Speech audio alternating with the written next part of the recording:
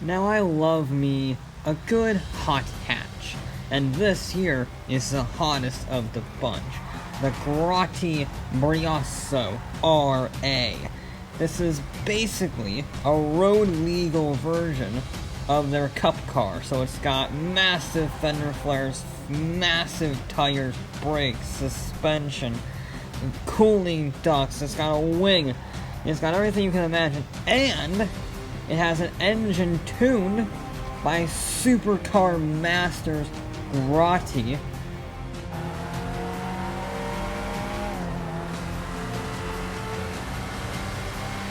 Making 300 horsepower.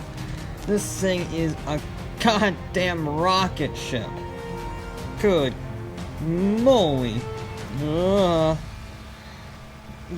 It's a bloody good handling car too. I mean, it's short wheelbase, so it's a bit tricky to drive sometimes, but you can still chuck it about you and take it sensibly if you so desire. It's a all in all solid car. However, there is one big problem with it. You see, this is supposed to be a hot hatch, and it's almost too fast for its class, because hot hatches are all supposed to be about fun, not outright lap time. And if you bring lap times and technical specifications into it, it just sort of buzzkills. It's like bringing science into a Russian theater. It's just ridiculous. And then there's another problem, too. This vehicle, despite being a compact hot hatch, is not as compact as you think. It's, yes, very narrow and smaller than some vehicles, but look, that's a big American muscle car, and while yes, it's significantly longer than this and has a longer wheelbase, the height is actually lower than this thing. How can a hot hatch be taller than a muscle car? I mean, if we just blast it up here for just a second, I mean, it's the same height as an SUV. That's not very compact at all, and, well, it really is a shame, because if you look back at the time when hot hatches were truly compacts, it was a lot better. Way back in the 1950s, when this compact craze began due to necessity from the war, and then later on because of gas crises around the world, these things were very, very small. The crumple zone consisted primarily of your own face. But it didn't matter, because they were absolutely brilliant.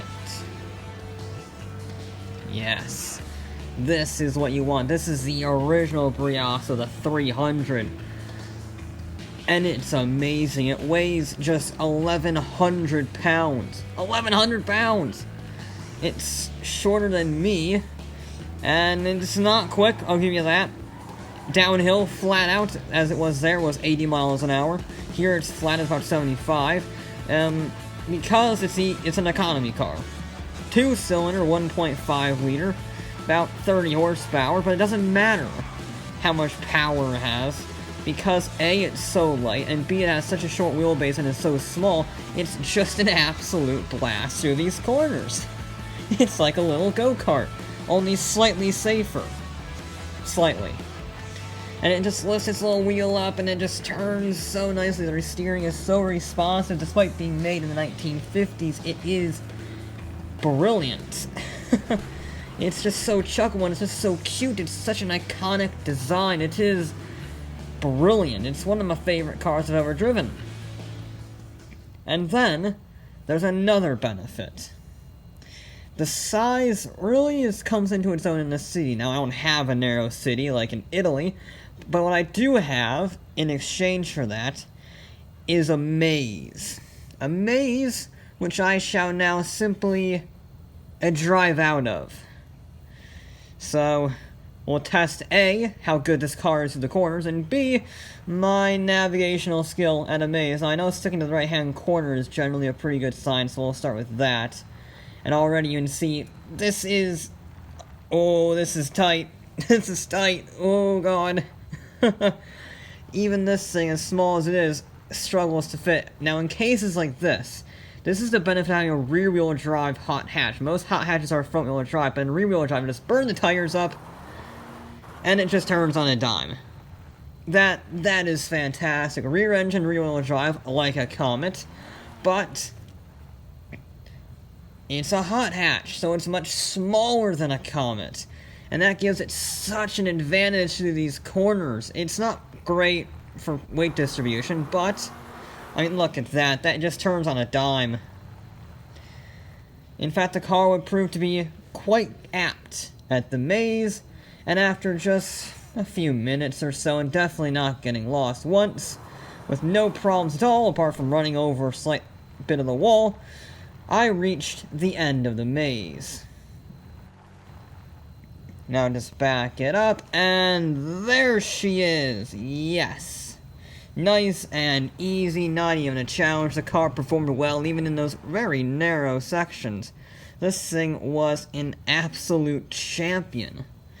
And if it can handle these very compact green corridors, it can tackle any city you want. This vehicle, then, really harkens back to a time where compacts were truly compact. Nowadays, they have all these safety features for pedestrians and crumple zones, when their logic was simply back then, just don't crash. Which meant the cars were smaller, they were lighter, they were more pure from a driving element, they were fantastic machines and something that I wish we could get back to in many ways.